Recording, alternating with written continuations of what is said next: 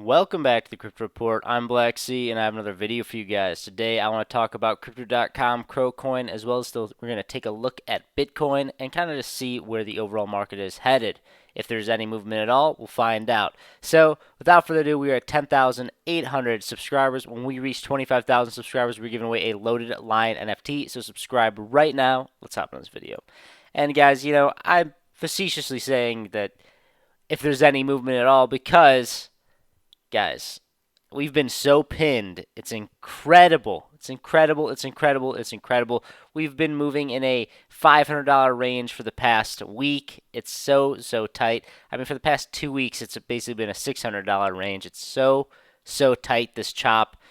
The tighter this chop goes and the longer it goes for, the bigger the move is going to come. Be prepared for that. Let's take a look over at Bitcoin's chart because we're getting closer and closer to this Bitcoin halving, guys. And honestly, I've been thinking two things. Will the Bitcoin halving be a non-news event? Or will it be the initiation of the next parabolic move? And when we zoom out, you can see that we've had basically every time when the Bitcoin halving has happened, it's the initiation of a parabolic move.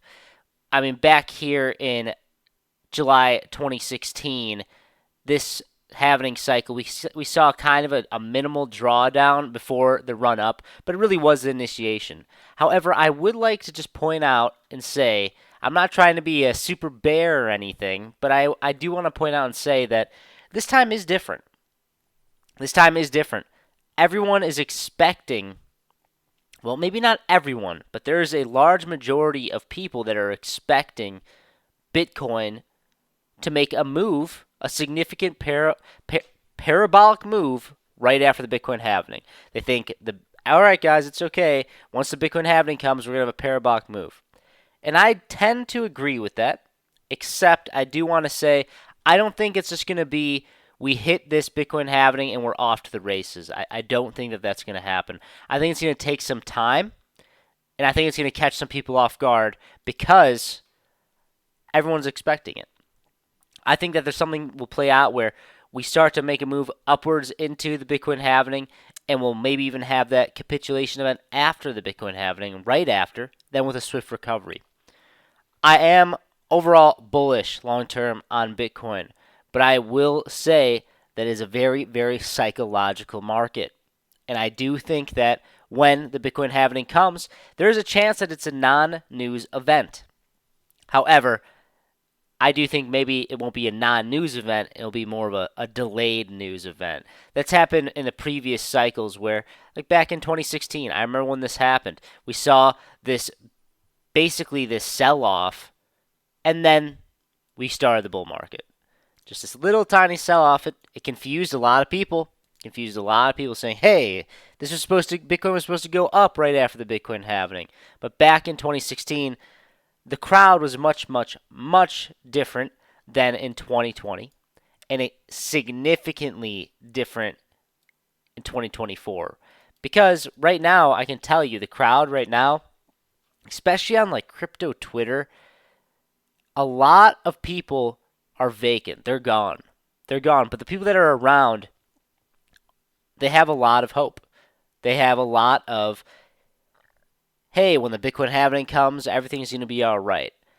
And when I hear a lot of that, I expect a shakeout. I expect a move. Say we chop around, maybe we start to make our way to the upside, then bam, right after the Bitcoin halving, maybe not something as severe as a 50% drawdown, but maybe a test of 32,000 or maybe a test of 27,000. Maybe we even come and touch 25,000 after the Bitcoin halving. It would really scare a lot of people.